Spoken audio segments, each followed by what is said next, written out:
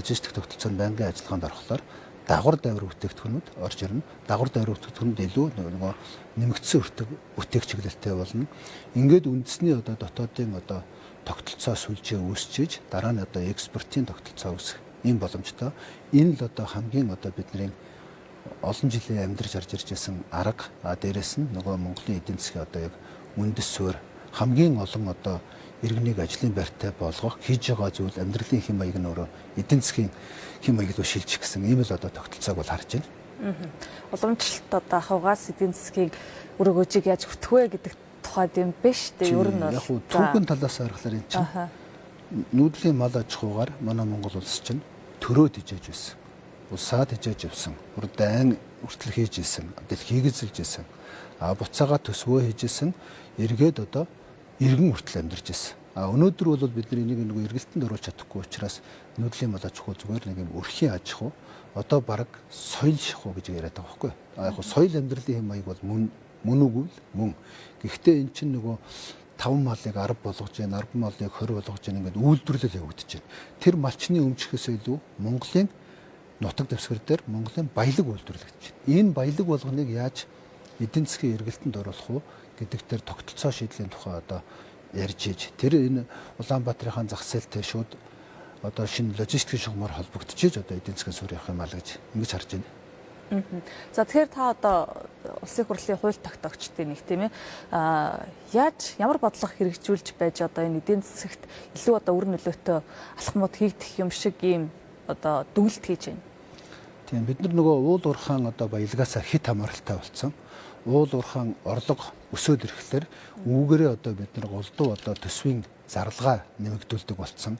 Хөрөнгө оруулалт гэдэг зүйл нь дахиад цаашаа өөрийгөө аваад явах чадваргүй болчихж байгаа. Тэгэхээр ерөнхийдөө уул уурхаан энэ томоохон орлогоудаас томоохон үйлдвэрүүдийг бий болгох бодлогоодыг бариад аль болох урсгал зардлаа бууруулах. Нөгөө талаасаа яг иргэдийн ахуй амьдрал амьдарж байгаа хэм маягийг ялангуяа тэр баялаг үйлдвэрлэж байгааг эдийн засгийн эргэлтэнд оруулах энэ бодлого л монголчуудын эдийн засгийн яг гадаадаас үл хамаарах суурь тогтолцоо гэж ингэж харж байгаа. Мэдээж бол том эдийн засаг бол дандаа уул уурхай тэр дотроо нүрс, зэс, алтаас хамаарж байгаа. Тэгээ нөгөө талаас нь ингээд хараад үзэхлээр яг гокийн нүрсээр зэсээр бид нар яг юу хийчих вэ гэхээр яг гарт бариад нүдэнд үзэгдэх юм байхгүй. Яг ингээд амьдраад ороод ирсэн. 5 толгой нүрсээр юу хийчих вэ гэхээр амьдрал ороод ирсэн. Цалин хөдөлмөрийн хөөс өссөн үгүй юу өссөн. Тэгэхээр эндээс ч нөгөө жинхэнэ том бүтээн байгуулалтуудаа хийж бусад нөгөө жижиг дундын орлогоороо иргэдийн ажилтаа орлоготой болгох тэр эдийн засгаа хөгжүүлэх зайлшгүй шаардлагатай байна л гэж ингэж харж байна.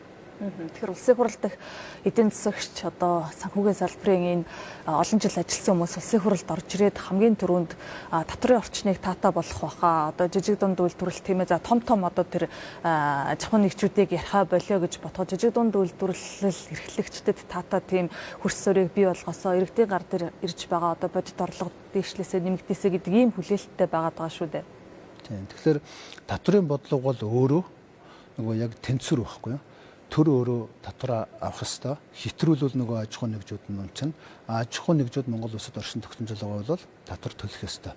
Энэ хоёрын тэнцвэрийг бид нар зайлшгүй барих ёстой. Тэгэхээр өнөөдрийн байдлаар бол энэ татвар тулгамдж байгаа хамгийн том асуудал бол нэмэгдсэн өртгийн албан татвар байдаг. Нэмэгдсэн өртгийн албан татварын хувь хэмжээ өндөр бага байна гэхээсээ илүүтэй авдаг аргачлалууд нь хэрэгтэй. Ер нь дэлхийн нийтээр ингээд нэгтлэн бот хүртгэлийн аккурат систем рүү шилжчихсэн, төрөнд шилжчихсэн, хувийн хвшлүүд нь шилжчихсэн.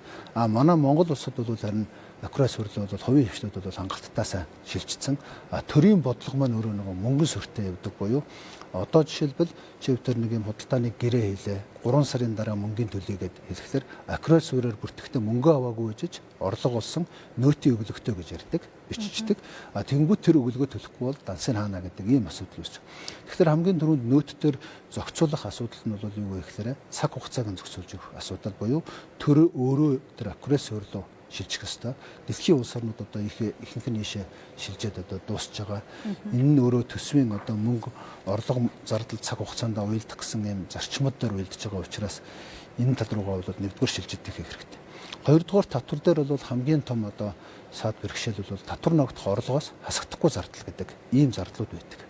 Энийг бууруулж иж бодит ашигаас нь төлхөөдөө ашиг тал руу нь орж татвар өгнөхөөс биш яг одоо нөгөө татврын орлого гэдэг нэлээд томоохон зардлуудын бол энэ асагдахгүй зардал гэсэн байдлаар орлогоос нь татвар авдаг нь бол нөгөө бодит татврыг өсгөж байгаа. Энэ хоёр асуудал бол татврын шинжилгээний гол одоо хэсэг болов гэж би бол өвдө харж байгаа. Тэгэхээр татврын багцуулалтын шинжилгээг одоо улсын хурлаар энэ хаврын чуулганаар хилцэхээр одоо төлөвлөж байх шиг байна л та тийм ээ. Тэгэхээр ерөнхийдөө одоо үзэл баримтлалын хувьд ийм заалтууд орж ирж байна уу? Ямар хүлээлттэй байгаа вэ гэж байна. За тэр ажлын хэсэгт ороогүй учраас хараагүй. Тэгвэл засгийн газараас одоо нийгмийн даатгал татврын багцуулалтын шинжилэл реформын шинжлэлтэй шинжилгүүдийг оруулж ирнэ гэсэн учраас хүлээлт байгаа. Энэ талын асуудлуудаар бол үгээ хэлж бас саналаа тусгаж оролцсон гэж бодож байна. За нийгмийн даатгалын ерөнхий хуульд өөрчлөлт орох нэ гэд одоо сүүлийн хэд хоног 7 хоног юм уу? За нэлээд их ярьлаа шүү дээ тийм ээ. Тэгэхээр гишүүд хуулийн төсөл боловсруулж байгаа гэж ойлгосон тийм үү? Тий. За нийгмийн даатгалын ерөнхий хуульд нэмэлт өөрчлөлт оруулна. Тий. Хэд хэдэн гишүүд хамтраад нийгмийн даатгалын ерөнхий хуульд өөрчлөлт оруулахаар ингээд боловсруулад нэг сараас ди парламентаар байршуулад одоо ингээд иргэдтэй танилцуулаад явж байгаа. Ер нь амжуул эх 7 хоногтой өргөн барихаар ингээд хилцүүлгүүд хийгээд явж байгаа. За. Тэгэхээр энэ заалт минь өөрөө 3 заалтыг л 3 зүйлийг л зохицуулж байгаа. Нэгдүгээр хэсэг нь одоо яг үндсэн хуулийн дээр заасан иргэн хүн болвол эрх зүй итгэхэд байна гэж заасан байгаа. Энэ нь юу гэсэн үг юм бэ гэхээр хуулийн этгээдтэй ижил төсtöөл гэсэн үг. Гэрээ байгуулах эрхтэй, ажил төрлөө хийх эрхтэй, худалдаа 8 хийх эрхтэй гэсэн юм агуулга явж байгаа. Сая 2008 онд орсон одоо Монгол Улсын нийгмийн даатгалын хуулиар ерөнхийдөө нөгөө иргэний хуулиар зохицуулж байгаа гэрээ хэлцээрүүдээс нийгмийн даатгалыг авч болох тухай зохицуултууд ороод 24 оны 1 сарын 1-ээс хэрэгжиж байгаа хуулиар бол ерөөсөө иргэний хийсэн бүх гэрээнүүдээс нийгмийн даатгал авна гэсэн юм ерөнхий агуулга гарсан. Өөрөөр хэлбэл иргэн хүн хуваараа одоо янз янзын бизнес үйлчлэгээ эрхлэхэд заавал нийгмийн даатгал төлөх хэрэгтэй болчихж байгаа. Энэ нь нэг өсөндөө бол одоо иргэн хүн одоо нэг тээврийн ачаа тээврийн үйлчлэгээ үзүүлдэг иргэн хүн байлаа гэж бодъё л да тийм ээ. Тэгэхэд тэр хүн бол аль нэг компанитай гэрээ байгуулахад 10% нийгмийн даатгал өөрөө төлнө. Нөгөө байгуулж байгаа компани нь тэрний өмнөөс дахиад 10% төлнө. Тэгээ энэ нь үйл ажиллагааны орлого учраас 10% хүн амын орлогын албан татвар төлнө. Нэмэгдсэн өртөгд бас дахиад төлнө. Ингээд нэг ёсондоо бол хоёр тал нийлээд 40% бараг татвар даатгал төлөх болчихж байгаа. Энэ нь ямар байдал руу төлөх чинь үг гэхээр нэгэнд ажилгүйдлийг бууруулж байна. Иргэн хүн одоо өөрөө ажил хөдөлмөр эрхлэх боломжгүй болж байна. Тэгээ энэ утгаараа ерөөсөө нийгмийн даатгалын энэ харилцааг шууд зохицуулаад хөдөлмөрийн хуулиар зохицуулж байгаа хөдөлмөрийн гэрээнээс нийгмийн даатгал авдгаараа авах ёстой. Тэгжээж нөгөө нийгмийн одоо тогтолцоонуудаа санхүүж болно.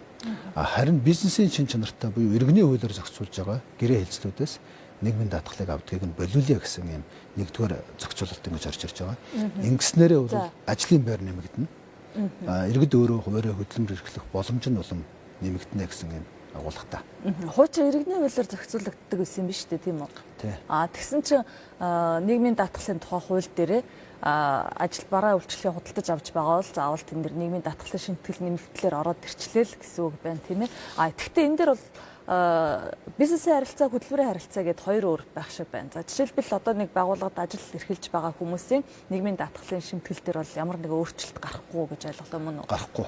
За. Тэд нар бол төлдгөөрөө төлнө нөгөө байгууллагч төлдгөөрөө төлнө нөгөө ажилтнаас суудахтаараа суудах нь. Харин байгууллагатаа иргэний хуулийн дагуу хөлсөөр ажиллах гэрээ эсвэл бусдаар гүйцэтгэх гэрээ байгуулсан тохиолдолд одоо бол нийгмийн даатгал суутгаад байгаа. Энийг л болиё гэж байгаа. Ингэжээж нөгөө тэр хуваараа хөдөлмөр эрхлэх боломж нэмэгдэнэ. Орлого нь багхгүй юу? Жишээлбэл түрүүний тэр нэг жолооч тэр нэг жишээ авлаа шүү дээ. Тээврийн ачдаг хүн өөрөө машинаа гаргаж байгаа. Өөрөө шатхуун тээврээ гаргаж байна. Өөрөө дахиад маягүй бол ээлжин жолооч хөлсөлж авна. Тэгээ энэ бүх зарлаад авах орлогоос нь нийгмийн даатгалыг 10% зуудгаад тэнгуут нөгөө компани чинь тэр хувь хүнтэй гэрээ байгуулсанд бол дахиад өмнөөс нь 12.5% төлөх болчихж байгаа. Тэгээд дахиад орлого учраас 10% орлогоос хүн амын орлогын албан татвар төлнө, нэмэгдсэн өртөгийн албан татвар төлнө. Тэгэхээр энэ бол нөгөө орлогоос төлнө гэдэг чинь дэндүү том дүн багхгүй юу? Цалин хөлснөөс төлнө гэдэг чинь бол шал өөр асуудал. Тэгэхээр цалин хөлс хөдөлмөрийн гэрээгээр зохицуулж байгаа ер нь агуулга нь юу вэ гэхээр тухайн ажил олгогчийг одоо бэлтгэсэн өрөө, байр, сав хэрэгсэлдээр ажиллаа гэж гүйцэтгэж байгаа буюу хүү хүнээс зардал гарахгүй гэсэн үг. Энэ иргэний хуулийн одоо хөлсөөр ажиллах гэрээний цаатлын ажиллаж байгаа этгээд бол бүх зардлаа өөрөө гаргаж идэг буюу бизнесийнх нь орлого гэж ойлгож болох юм. Тэгэхээр тэр орлогоос нь одоо нийгмийн даатгал авна гэдэг бол арай өндөр юм аа. Ер нь олон улсад ч гэсэн энэ хуваарь эрхлэх бизнесийг дэмждэг ийм хандлагууд байгаа учраас энийг дэмжихгүй бол биднэрт одоо нөгөө ажиллах хүчний хомсдол гэж яриад байдаг. Гэтэл одоо хүмүүс ажлын байр эрхлэх боломжгүй болж байна. Ийм одоо бизнес эрхэлж байгаа олон газрууд дампуурж байна. Нөгөө Солонгос Япон юунд ажиллаж байгаа хүмүүс ч ирээд энд хуваарь хөдөлмөр эрхлэх гэдэг тэгэхээр 30-40% одоо нийгмийн даатгал татврын дарамтнд шууд орчиж байгаа учраас энийг л болиё гэж байна. Нэгдүгээр зохицуулт нь ийм зохицуулт байна. За. Хоёрдугаар зохицуулт нь бол нэг ийм ойлгох зүйдгий. Хөдөлмөрийн хуулийн дээр бол цалин хөлс урамшуулал гэсэн ойлгох зүйдгий. Нийгмийн даатгалын хуулийн дээр бол цалин хөлс урамшуулал тэгээд тэн дээр олгож байгаа ажилчдантай олгож байгаа төлс шатхуун одоо унааны хөнгөлөлтүүд байрны ашиглалтын хөнгөлтүүдээс нийгмийн даатгал авна гэж байгаа. Тэгэхээр энэ хөнгөлтүүдээс нийгмийн даатгал авах байлээ. Ямар үр дүн гарах вэ гэхээр иргэдийн шууд орлого нэмэгдэнэ. Цалин хөлс урамшуулал болон түүнтэй холбоотой зүйлээс бол нийгмийн даатгал авдгаараа авна. Энэ нэг заалт орж ирж байгаа. За энэ дээр тодруулъя те. Хөдөлмөрийн тухай хуулиар болохоор цалин гэж байдаг. Цалин урамшуулал гэж байдаг. Түүнтэй адилдах орлого гэсэн ийм агуулга явдаг. За нийгмийн даатгал дээр болохоор тэгэхээр цалин түүнтэй адилдах орлого гэж байгаа. Ааха. Тэгэхээр нийгмийн даатгалын цалин түүнтэй адилдах орлого дотор юу явдаг вэ гэхээр саяын энэ байр, унаа, хоол, түлшний хөнгөлтүүд явж идэг. Хөдөлмөрийн тухай хуулийн цалингийнх төр энэ дотор сая хэд ордоггүй цалин урамшуулал шагнал гэсэн зүйлүүд нь ороо явждаг. Тэгэхээр хөдөлмөрийн тухай хууль дээр ороогүй тэр зүйлүүдээс нь нийгмийн даатгал авахаа болио гэсэн юм санаа. Гэсэн үг юм байна. Нэгснээрээ шууд нөгөө иргэдэд тийм хөнгөлтүүдэнд шууд анхных нь одоо хэрэгцээ болж байгаа шууд 10% татвараа аваад явна л гэсэн үг. За 3 дахь заалт нь. За 3 дахь заалт нь бизнесийн байгууллагуудаас ажилтныхаа одоо ажил үйлсний төлөө цалингийнх нь 10% суутгаж авч байгаа шүү дээ. Өөрөөсдөөс нь цалингаас нь. Нөгөө талаасаа байгууллагаас нь 12.5% төлдөг. Энэ төлж байгаа дүн нь өөрөө дээшээгээ дээд хязгаар байхгүй. Тухайлбал одоо нэг байгууллага 15 сая төгрөгийн цалин сардаа нэг хүнд өгдөг байлаа гэхэд ажилтнаас суутгаж авахдаа хөдөлмөрийн хөлсний доод хэмжээний 10 нугалсан хэмжээгээр суутгаж аваад өөрөөсөө тэр 15 саяасаа л 12.5% төлдөг байхгүй. Энийг нь бас дээд хэмжээнд тогтоож өгье гэж байгаа. Хөдөлмөрийн хөлсийг доод хэмжээг 10 нугасны тэнцүү буюу 7 сая одооныхоор бол тийм ээ 7 сая 920 мянган төгрөгөөс дээшгт нь байгууллага бас төлж нэмэлт даатгал төлөхөө болиё гэж байгаа. За энэ гурван зохицуулалт орж ирснээрээ нэгдүгээрт ажлын байр нэмэгдэнэ. Хоёрдугаарт нөгөө байгууллагуудын хувьд ажилтан авах одоо сэтэл их төрж эхэлнэ. Зардал нь багасж байна гэсэн үг. Гуравдугаарт хуваарай бизнес эрхлэгчид өөрөө одоо идэвхжин гэсэн үг. Хуваарай бизнес эрхлэх боломжууд гарч ирж байна. Тэгэхээр эн чинь өөрөө нөгөө алтан таньсвар гэдэг ойлголцол та. Төр өөрөө иргэдийнхээ асуудлыг хараад шийдэж, зөв зохицуулж, зөв шийдвэр гаргаж болдго юм байна. Төрийн одоо шийдвэр тэгж гарч болдго юм байна гэсэн нэг ойлголцол. Нөгөө талаасаа иргэдийн хувьд бол ахуй амьдралаа таарсан шийдвэрийг төрөөрөө гаргуулж болдго юм байна. Бидний ажил эрхлэх боломжийг бол төр маань дэмждэг юм байна. Ажил эрхлэх боломжоор хангадаг юм байна. Аж ахуй нэгжүүд бол татвар даатгал өөрөө тэнцвэртэй хэмжээнд байж болдго юм байна. Ингэснээр нөгөө төр иргэн аж ахуй нэгжүүрийн хоорондын итгэлцэл бэхжиж одоо эн чинь нөгөө доктортой байдлаар аль нэг тал нь хазаачвал энэ нь нөгөө хэтрээ явчихна. Жишээлбэл одоо аж ахуй нэгжээс авдаг татвар нэгсчвэл богино хугацаанд төрд орж байгаа татвар ихсэж байгаа ч гэсэн дунд хугацаанд нөгөө олон аж ахуй нэгжүүд чинь дарамттай дэлхий болоод багасна. Өнөөдөр бол яг хуваарай хөдөлмөр эрхэлж байгаа иргэдэд дэндүү их ачаалал өрүүлсэн. Иргэд хуваарай хөдөлмөр эрхлэхээр 30-40% татвар даатгалын зардал хураамж төлж орлогоосоо төлчихөж байгаа учраас ямар ч амьдрах боломжгүй учраас энэ чиглэлүүд нэг талдаа далд хэлбэрлөө шилжиж, нөгөө талдаа дампуураад алга болчихж байгаа. За тэгэхээр хуульд нэмэлт өөрчлөлт оруулах одоо эхний заалт бол бизнесийн харилцаан дээрээс авдаг байсан, бизнесийн гэрээн дээрээс авдаг байсан тийм ээ нийгмийн даатгалын шимтгэлийг болиулъя гэсэн байна шүү дээ. Энэ ер нь 24 оны 1 сараас хэрэгжиж эхэлсэн хуулийн дагуу юм байна тийм ээ. Тэгэхээр энэ нийгмийн даатгалын сан гэж нэг зүйл байгаа шүү дээ. Тэнд ер нь хэдийн хэмжээний одоо орлого төвлөрүүлдэг ч гэх юм уу тийм ийм одоо зохицуулт байсан. За ер нь бол одоо манай улсын хувьд бол төсөв гэдэгтээ төсвийн дүн улсын төсөв гэдэг одоо 31 орчим их 80 төгрөг байна. Түүний дотор одоо нийгмийн даатгалын сан 7 гаруй их 80 төгрөг байна. Үүний одоо улсын төсвийн 0.14% буюу нэгдүгээр зохицуулалт бол ердөө нэг тийм 43 тэрбум төгрөгийн тухай л асуудал яригдж байгаа. Нийгмийн даатгал буурна. Одоо 24 оны статистикаар. Тэгэхдээ 43 тэрбум төгрөгийн нийгмийн даатгалын шимтгэл буурж байгаагийн нөгөө цаана одоо тэр Рима гэдэг одоо эдийн засгийн загварчлал гаргадаг аргачлалаар судлахлаар энэ тоо чинь жижигхэн учраас болохгүй учраас энгийн загварчлалаар гаргасан 800 гаруй ажлын байр жил болгон шинээр нэмэгдэнэ. 30 тэрбумын эсрэг 800 ажлын байр нэмэгдэх юм байна тийм үү? Хүн амын орлогын албан дотор өснө, ажилгүйдэл буурна, ажил эрхлэлтийн төвшин нэмэгдэнэ, дундаж одоо орлого нэмэгдэнэ гэсэн ийм одоо судалгаа гарчиж байгаа. Тэгэхээр нөгөө тэр 43-таагаа харьцуулахад одоо бараг тэрнээсээ илүү гарах хүн амын орлогын албан дотор нэмэгдэж одоо манай төсөвд орох гэдэг байгаа. Өөрөөр хэлбэл ажил эрхлэлт нэмэгдэнэ л гэсэн ийм санаа шүү дээ. Шимтгэл нийгмийн даатгалын санд орж ирж байгаа тэр бизнесийн харилцааны шимтгэл орж ирэхгүй ч гэсэн хүн амын орлогын албан татвараас орж ирнэ л гэж харж байгаа юм шүү дээ тийм. Тэгэхээр иргэд өөрөө нөгөө яг тэр хүн амын орлогын албан татвараа төлөөд бизнес эрхлэх боломж нь илүү таатай болно гэсэн үг. Иргэдийн бизнес эрхлэх орчин таатай болж иж олон хүмүүс хуваараа хөдөлмөр эрхлэж одоо өөрийгөө ажилтаа болгож ийн өөрсдөө ахуй амьдралаа аваад явчихна. Бизнесийн байгууллагуудын хувьд ч гэсэн эргэн хүнтэй гэрээ байгуулахад одоо илүү таатай болж ийн гэсэн үг. Ингэснээр ажлын байр бол нэмэгдэж байгаагаар энэ чинь манай эдийн засгийн дотоод сэргэлт гэсэн үг. Баггүй дотоод сэргэлтийг нэмэгдүүлнэ л гэсэн үг. Зүгээр шимтгэл төлөгч талаас бас ирж байгаа дарамтууд ер нь тодорхой хэмжээгээр ямархан хэмжээгээр буурах бол гэсэн тийм хуулийн төсөл боловсруулахын өмнөх судалгаа юу байсан бэ? Шимтгэл төлөгч талаас гэдэг нь одоо аж ахуй нэгж байгууллагаас гэсэн үг шүү дээ. Аж ахуй нэгж байгууллага тэр дээд хязгаарыг буулгачихснараа нэг 230 орчим тэрбум төгрөгийн одоо хэмнэлт гаргаж байгаа. Энэ 230 орчим тэрбум төгрөг нь аж ахуй нэгжийн бүтээмжийг нэмэгдүүлж байгаа нөх хүн ажилд авахад их өндөр цалин өгснөөхөө төлөө төлж байгаа нийгмийн даатгал буурж ийн гэсэн үг. Үүний эсрэг 3-4 боломжууд гарч ирж байгаа. Нэгдүгээрт одоо ажлын байр шинээр нэмэгдүүлэх боломжтой. Тэрийг олон хүнд одоо ажлыг дахиж шинээр ажилд авах тийм сан үүсэж байна. Хоёрдугаар тэндээсээ татвар төлнө. Гуравдугаарт нөгөө бизнесээ сэргээх нөөц тэнд үүсэж байгаа учраас эдгээр нь дандаа нөгөө зохистой хэмжээнд очиж байгаа учраас бизнесүүдийн дэмжиж өчөж байгаа гэсэн үг. Энэ утгаараа ерөөсөө л энэ нийгмийн даатгал хэлбэр төдийндээ буурж байгаа юм шиг боловч нөгөө талдаа байгууллагын орлогын албан дотор ажлын байрыг нэмэгдүүлж байгаа гэсэн дандаа эрэг үр дүнгуудтай гараад байгаа юм.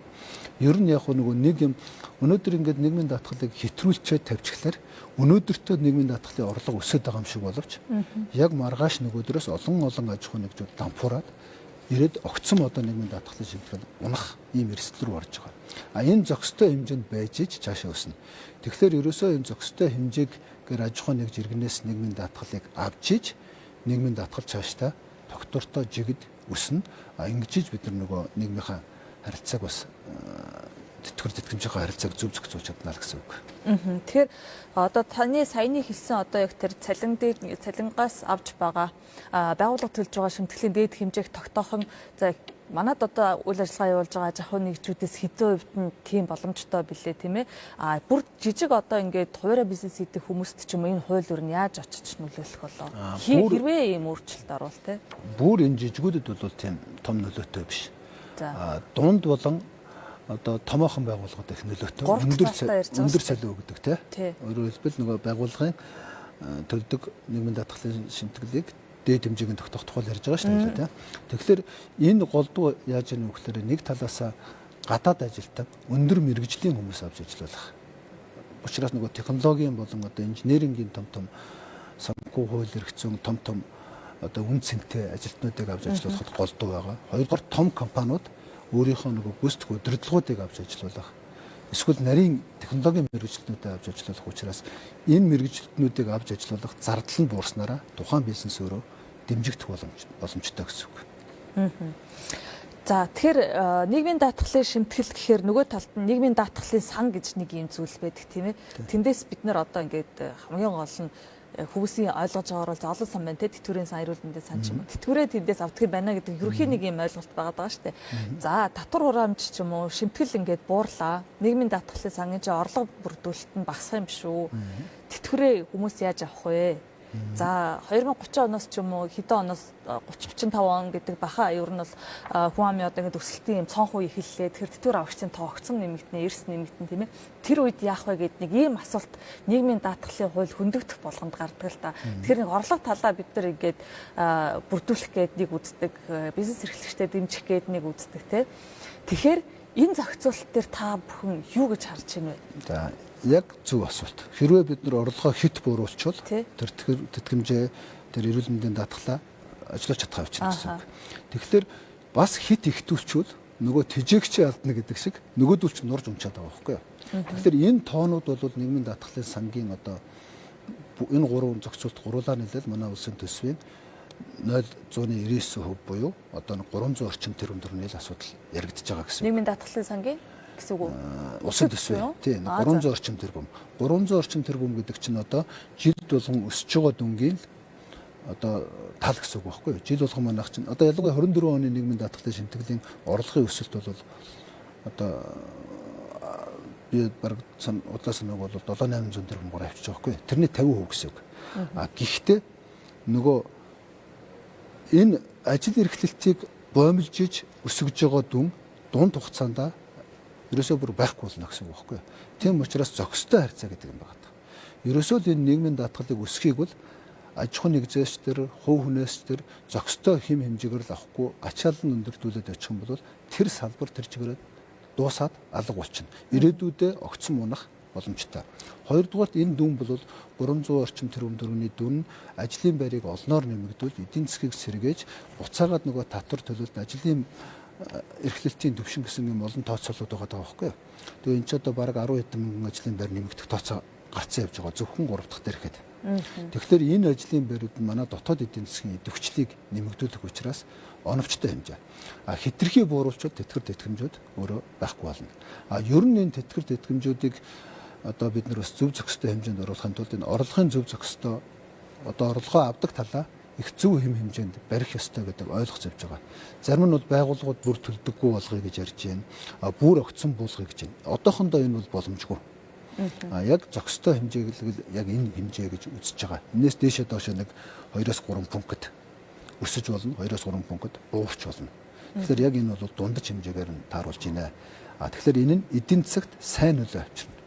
Одоо зүгээр л энийг бид нар нэгдүгээр зохицуултыг хийсний дараа 5,000 ажлын байр шинээр нэмэгдэнэ. 3-р зохицуултыг хийсний дараа 7,000 ажлын байр шинээр нэмэгдэнэ. Хуваарийн хөдөлмөр эрхлэгчид хүмүүс бол ерөөсөө чөлөөтэй бизнесээ эрхлэх бүрэн боломжтой болно гэдэг чинь манай Монголын эдийн засгийн дотоод ийм хөдөлмөрийн хүчний сэргэлт эхэлж байна л гэсэн үг байхгүй.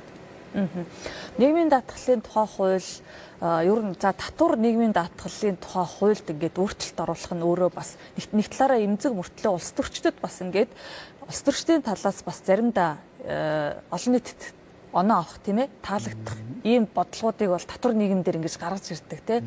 За нийгмийн даатгалын шимтгэл дээр ч гэсэн одоо ингээд тэтгэврийн хэмжээг одоо нэмж байна шүү дээ. Та бүхний тэтгэврийг одоо аль эсвэл өгчлөөч гэдэг юм одоо эсвэл татварыг бид нар ингээд буулгацлаа гэд нэг юм богино хугацааны богино зайн ийм шийдвэрүүд гаргаад байна. За та жишээлбэл одоо энэ хуулинд өөрчлөлт оруулъя гэд ороод ирж штэ 3 зүйл заалтыг өөрчлөмөр байна гэд манай гишүүд гэд. Тэгэхээр эн чинь ингээд 4 жилийн дараа яахад дахиад бодлогын өөрчлөлтөө бид нар хийж чадахгүй бол нийгмийн даатгал дээр ингээд энэ тэндээс нь суулж авч өөрчлөөд яваад байх юм уу?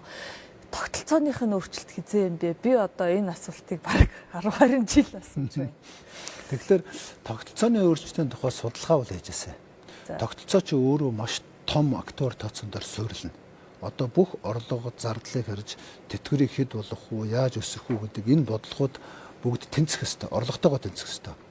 Одоо энийг хийх гээд бэлдэж харин сая хаврын чуулганаар засгийн газар татвар нийгмийн даатгалын одоо цогц шинжиллийн шин чанартай хуулийн өөрчлөлтүүдийг оруулж ирнэ гэдээ хэлчихлээ шүү дээ. Тэгэхээр энэ нэгдүгürt сайн эндээс бол их сайн үр дагавар хүлээж байна. Өстой таны хэлдгээр нөгөө цогц шийдлүүд нь орж ирэх баг. Гэхдээ бидний 1 сард өргөн барьсан энэ ди парламентаар тавьсан энэ хууль нөгөө өргөс шиг ажлын байрыг унгаагаад ирээдүйд ерөөсөө энэ монголчуудыг энэ хувь иргэдийг ажил эрхлэх боломжийг боомлцсон заалтуудын хамгийн түрүүнд аваа хийчихэж байгаа учраас эн чинь нөгөө хэвийн явах буюу өргөсийг аваа хийчихэж байгаатай адилхан учраас эн чинь хэсэгчилж гэдгээс англиад би бол орохыг зөвшөөрөхгүй байгаа. Дээрээс нь мэдээж тийм хэтэрхий экстрим одоо орлогыг нэмэгдүүлэх, хасагдуулах, зарлагыг нэмэгдүүлэх энэндээс бол бид нар болгоомжлох ёстой. Энэ манай энэ заалтууд дээр бол нэлээд сайн хуучнаар орж ирж байгаа буюу экстрим биш. Ажлын байрыг нэмэгдүүлж өөрөө өөрийг энэ орлогын улам нэмэгдүүлэх, эдийн засгийн идэвхжлэх хийх манай Монгол улсад одоо яг хөдөлмөр эрхлэлтэнд бомлогдоод байгаа гацааг гаргаж өгч байгаа ийм 3 заалт гэж ойлгож болох юм. Тэгэхээр далд эдийн засаг гэж бас бид нар нэг яриад байдаг байсан шүү дээ. За ер нь эдгэртэй холбоотой одоо татвараас гадуур, нийгмийн даатгалаас гадуур бас бизнесүүд шинэ үеийн бизнесүүд их гардаг болсон шүү дээ. Тэгэхээр энэ дээр өөрчлөлт орхолоо. Энэ хүмүүсийг ийм бизнес эрхлэгчдэд яаж одоо энэ татварын нийгмийн даатгалын таатай орчин бий болох вэ? Ер нь бол хүмүүс одоо ингэ нийгмийн даатгалын санд бас шимтгэл төлөхийг итгэл үнэмшил багуулчлаа шүү дээ. Тийм нөгөө юмны хэмжээ хэтэрхээр л зүгтаадаг байхгүй юу? Ер нь бизнес эрхэлж байгаа хүмүүс ингээд төр итгэх ёстой л доо.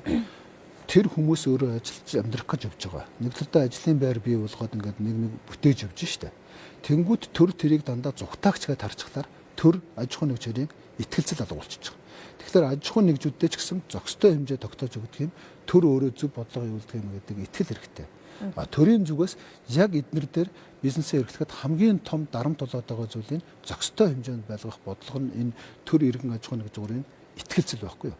Энэ гурвын итгэлцлийг бэхжүүлэхийн тулд мэрэгжлийн түвшинд л ажиллах шаардлагатай. Хит одоо нөгөө төлөвлөлт улстөрждөг ч юм уу, хит одоо оноо авах гэсэн хандлагаар харах юм бол энэ чинь өөрөө аль нэг тогтолцоо системээ нураачна. Тийм учраас энэ гурвын итгэлцэл гэдгийн цаана зохистой хэмжээ буюу хитрхи бид нар төр авах талаа бодчих юм бол энэ ерөөсөө бизнесүүч дуусчихж байгаа. Өнөөдрийн одоо нөхцөл байдал бол ялангуяа иргэн хүн дээр одоо мянган иргэн хүмүүс бол маш их гомдолтой байна шүү дээ. Ажил хийдэг, орлогоос нь 10% нийгмийн даатгал төлдөг, гэрээ хийсэн аж ахуйн нэгжүүд нь 12% төлдөг, дахиад хүн амын орлогын албан дотор 10% суудаг, нэмэгдсэн өртгийн албан дотор 10% сууддаг. Тэгээд одоо бид нар өөрөө өөрийгөө ажилтаа орлоготой болгоснороо 40% ингэж төлөх болчлоо. Энэ тэгээд одоо 40% орлогоосоо төлчөө тэгээд үлддэг бизнес гэж дэлхийд чураг байхгүй шүү дээ. Тэгэхээр энэ талаас зохистой хэмжээ гэж. Энэ зохистой хэмжээ рүү ороод ирвэл ямар ч тогтвортой бизнес эрхлэхийг хүсэж байгаа хүмүүс эрсдлийг хийх хүсдэггүй, энэ лүгөө ороод ирдэг. Ихтэй дэдэг учраас нуугдах асуудал гарч ирдэг. Тэр нөгөө далд эдийн засаг гэж яриад байгаа зүйл чинь нөгөө цаад агуулга нь ерөөсөө энэ татвар нийгмийн даатгал нь ихтэж гин эсвэл нэг юм тохиромжгүй байгаа даа л гэсэн ийм санаа учраас иргэн аж ахуйн нэгж төр хоорондоо итгэлэл хамгийн чухал байгаа.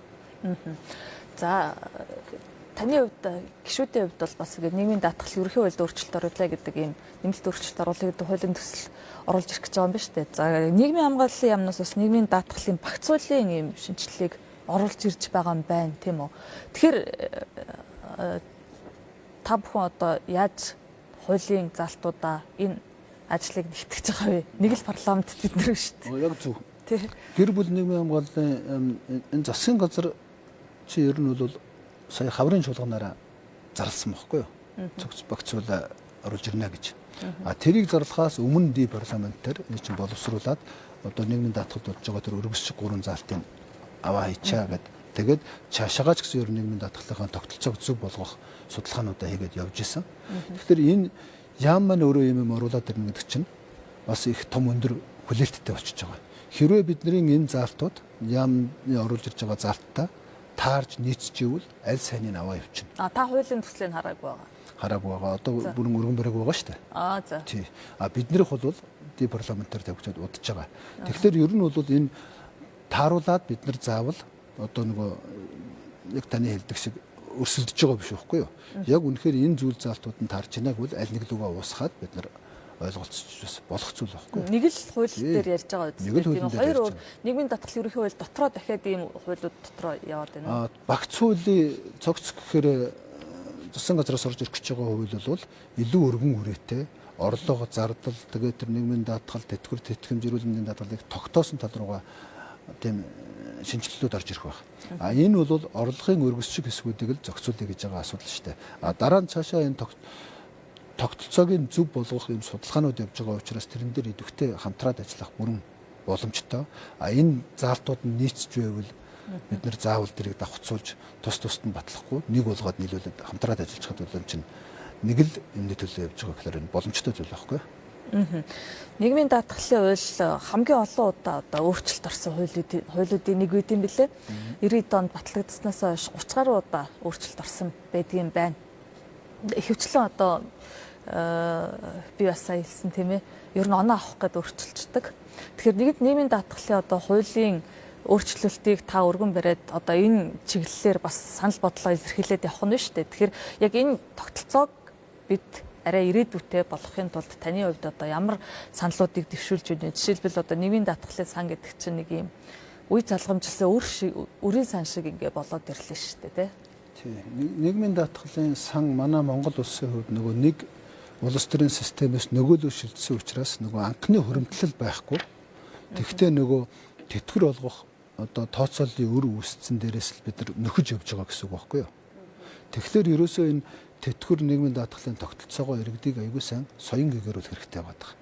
Эн чинь одоогоор ялангуяа залуучуудад бол төлснөө авна гэдэг ийм ойлголцтой болчиход байгаа. Яг тэр бол биш байхгүй юу? Эн чинь тодорхой хэмжээний нийгмийн шин чанартай.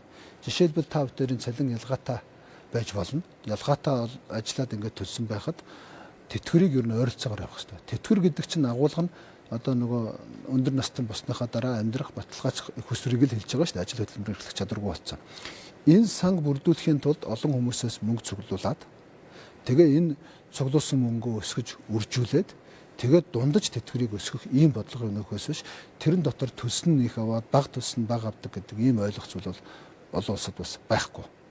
Энэ нь хоёр дахь шатанд гарч ирж байгаа. Эхний шатанд багц нэрийн данстай бас байх нь зөв шүү дээ хоримтлалын. Хэрвээ бүх хүн нэрийн данстай болчвол оруулсан мөнгөө бүгдээрээ хуваагаад авчна гэсэн үгтэй.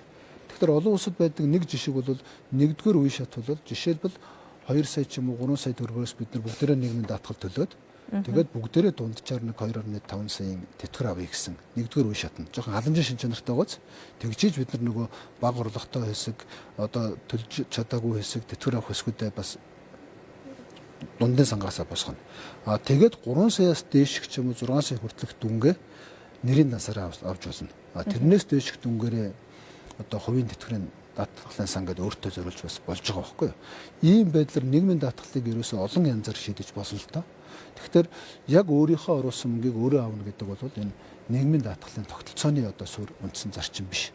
Тийм учраас нийгмийн даатгалын хэсгээр бол дундаж тэтгэврийг өсгөх бодлого хэрэгтэй.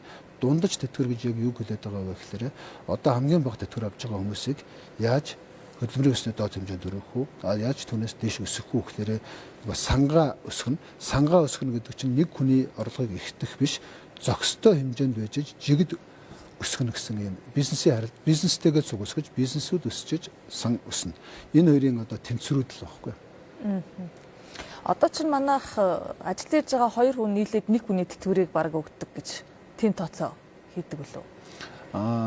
Яг нарийн дээр бол төрийн албан хаагчдыг оролцуулаад одоо нөгөө нийгмийн даатгал төлөгчөөсөө бараг авахчин ч их болцсон байж магадгүй.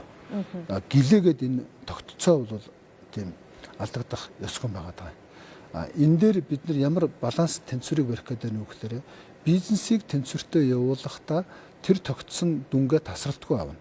Нөгөө тэтгэр авагчид олон жил ажиллаж байгаа дүнгээс нь хамааруулж амжиргааны төвшөнтэй холбоно. Тэнгүүт манад нөгөө тэтгэврийн тогтолцоон дээр одоо гараад байдаг нэг асуудал бол нөгөө индексжүүлнэ гэдэг шүү дээ. Өмнө нь төлж исэн дүн инфляцид одоо өмнө жил тогтоогдсон дүн инфляцид эдэгдээд бага болцсон. Сүүл тогтоосон нь бага төлсөн ч гэсэн өндөр тогтоогдод байдаг. Тэгэхээр энийг бол жил жилд нь тэгштгэхэд явах энэ харилцааг одоо бид нар нэмэгдэл орлохороо бий болгох зайлшгүй шаардлагатай. Тэгэхээр энэ нийгмийн даатгалын байнгын жигд оролцоог нэмэгдүүлнэ гэдэг нь бизнесийн харилцаагаа тэнцвэртэй авч явах хэрэгтэй. Яг одоогоор бол 24 онд тэр хуваарийн хөдөлмөр эрхлэгчдийн нийгмийн даатгал авснараа нийгмийн даатгалын орлого бол огцом өссөн. Нөгөө талд нь гарах үр дагавар нь 1-2 жилийн дараа ийм ажлын байр байхгүй болоод удахгүй нөгөө тэтгэр авагчид нь нэмэгдээд удахгүй эдгээр нь ажилгүйдлүүд болчихж байгаа байхгүй. Буцаагаад Монгол улсад хуваарийн хөдөлмөр эрхлэх хөнгө болчихж байгаа. Тэгэхээр энэ тэнцвэрийн тухай бодож байгаа учраас энэ экстрим шийдвэр энэ салбар дээр бол гаргаж болдоггүй. Учраас энэ заавал мэрэгжлийн байр сууриас хандах хэрэгтэй болчихж байгаа. Хөдөлмөр эрхлэлтийг дэмжиж, ажлын байраа нэмэгдүүлээ, тэр хэмжээгээрээ одоо тэндээ таарсан татвар юугаа авъя л гэдэг ийм үндсэн зарчим. Авах ёстой юм аавна. Тэгвэл хүмүүс ажиллаж амьдрах боломжтой байх ёстой. Амьдрал дээр нь таардаг байх ёстой. Тэрийгэ төлж чаддаг байх ёстой. Түүнээс биш одоо ингээд олон мянган ажлын байрыг шууд үгүй болгоод 10-20% татвар аваад орлогоос нь 20% татвар авна гэхээр манай том байгууллагууд ч гэсэн шууд нороод унчих шүү дээ. Ямар ч 20-оос 30% маржинтай ажилладаг бизнес манай Монголд одоохондоо уулуурхахаас байхгүй шүү дээ. За баярлалаа. Бид хоёрын ярилцах цаг дуусч байна. За ингээд үзэгчтэй та бүхэнд цагийн үзэл бодол нэвтрүүлгийг өргөлөө. Өнөөдрийн зочин улсын хурлын гишүүн Төвшин танд баярлалаа. За баярлалаа. За